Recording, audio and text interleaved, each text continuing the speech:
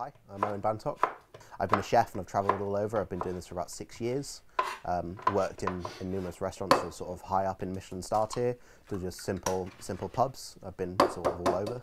It's always been a pretty integral part of my life. School just presented pretty much nothing for me. I never did well in school, so I think it always just kind of ended up being the natural evolution that I was being a chef.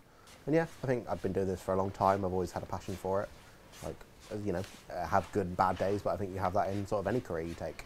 In the Sea to Shore Festival in Aberystwyth on the seafront, I did a live demo in front of a bunch of people with one of my old jobs. That I felt quite prideful, but especially because I had my catering teacher who, and I quote, said I'd never get anywhere in the catering industry. She was waiting in the crowds, so I got to give her kind of a smug little wave as I went up on stage. That was pretty damn good. Sitting around afterwards on like a Saturday night service where you've been busy for hours, just taking that seat and having a chat, it's so satisfying. I think that's why I do the job. I've been doing this for a while. I still cry like a little baby all the time. Oh, Jesus. I was working at the Michelin star restaurant on a Hall. That was literally through a friend I knew from my year in school. She worked there just as a waitress, and she knew I liked food, and she just put my name forward. And to say I was out of my depth doesn't even begin to describe it, but it was that sort of kicked me off from there. It wasn't pleasant. It was grueling hours, working about 8 hours a week, you know, sort of starting at 10 AM, finishing the next morning at 2. I was definitely out of my depths. I learned an incredible amount. The stuff I did there was sort of mainly on starters, sort of just doing simple preparation for starters and mains. I say simple, in the scheme of things it was very advanced for a restaurant because the food there is so alien to most people. We're just mad.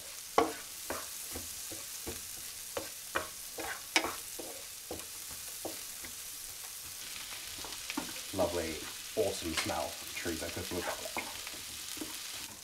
garlic. These really exotic ingredients that cost more than most average meals just for the ingredients, or working with liquid nitrogen. All these really advanced preparation methods were crazy. I think the main thing I got from there was my, just willpower, because I think that's a big part of being a chef.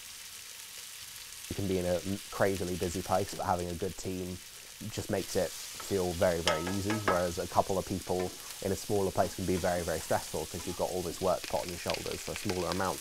But yeah, I think it's definitely not always made out to be on the TV. It's very much, as most places I've went to, it's like a big family. I've got a little tortoise named Baz. Literally always loved tortoises for as long as I can remember. It's kind of sad that he probably eats better than I do at home, or definitely healthier, you know. It's always good, it makes me look better when I go to the shops because I always buy fresh veg and salad and stuff, and then the bottle of wine. You know, it always makes me look remotely healthy. They don't know, so it's all good. Food can be whatever you want it to be, and you can get as much out of it as you want to put in.